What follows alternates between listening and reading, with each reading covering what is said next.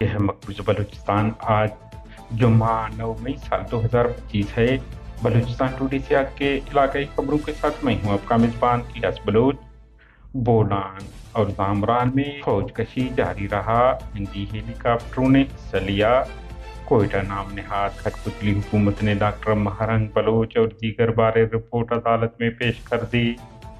تربت Pakistani forces ہاتھوں جبری لاپتے انضمام کی بازیابی کے لیے ریلی نکالی گئی۔ ڈیرہ بگٹی کچھی گیس پائپ لائن، مواصلاتی ٹاور اور زامران میں چوکیوں پر حملے۔ کوئٹہ کے 4 مقامات پر فورسز کو نشانہ بنایا گیا۔ چاگی میں مسلح افراد نے فائرنگ کر کے فورسز کے 2 اہلکار ہلاک کر دیے۔ کوئٹہ پکنک پر گئے دوست ہاتھوں نوجوان قتل، ملزم کو گرفتار کر لیا گیا۔